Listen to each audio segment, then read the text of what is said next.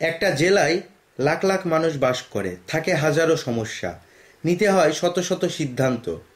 আর সেই সব সিদ্ধান্তের কেন্দ্রবিন্দুতে থাকেন দুজন মানুষ, একজন এসপি আর একজন ডিসি। কিন্তু প্রশ্ন হচ্ছে, এই দুজনের মধ্যে কে বেশি ক্ষমতাধর? জেলার সব কিছু কি ডিসির নিয়ন্ত্রণে, নাকি এসপি বাস্তবে পুরো পরিস্থিতি নিয়ন্ত্রণ করেন? আজ আমরা খুঁজে দেখব ডিসি ও এসপির ভূমিকা, ক্ষমতার কাঠামো এবং বাস্তবতায় কে বেশি ক্ষমতাধর। প্রথমেই জেনে নেওয়া যাক ডিসি সম্পর্কে। ডিসি অর্থাৎ জেলা প্রশাসক। তিনি একজন প্রশাসনিক ক্যাডার কর্মকর্তা, যিনি মূলত কেন্দ্রীয় সরকারের প্রতিনিধি হয়ে কাজ করেন জেলার মাঠ পর্যায়ে।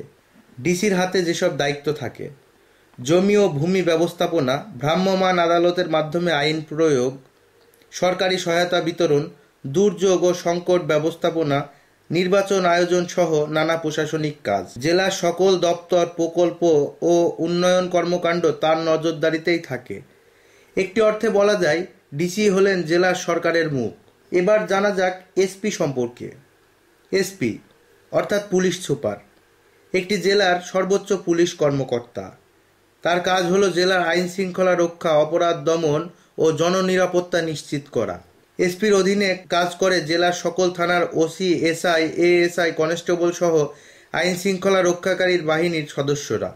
রাজনৈতিক কর্মসূচি, হরতাল, বিক্ষোভ, নির্বাচন কিংবা যে কোনো উত্তেজনাপূর্ণ পরিস্থিতিতে এসপি ঠিক করেন কোথায় কেমন ফোর্স মোতায়েন করা হবে।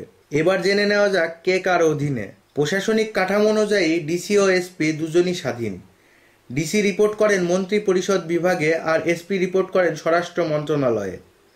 তবে জেলা পর্যায়ে এই দুই কর্মকর্তাকে একসঙ্গেই কাজ করতে হয়। ডিসি 144 ধারা জারি করলে তা বাস্তবায়নের জন্য পুলিশ লাগে, অর্থাৎ এসপির সহায়তা অপরিহার্য। আইন অনুযায়ী কেউ কারো অধীন নন, কিন্তু বাস্তবে অনেক জেলায় ডিসির সিদ্ধান্তই চূড়ান্ত হিসেবে গণ্য হয়, কারণ ডিসি একজন নির্বাহী ম্যাজিস্ট্রেট, যার হাতে আছে জরুরি ক্ষমতা। তবে ঘটনাস্থলে মাঠ পর্যায়ে পুলিশের সিদ্ধান্তই কার্যকর হয় আগে।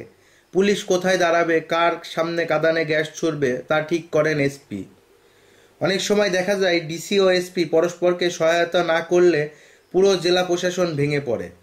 কিছু জায়গায় দ্বন্দ্ব এতটাই প্রকট হয় যে প্রশাসন বিভক্ত হয়ে পড়ে দুই শিবিরে, একটা ডিসির আর একটা এসপির।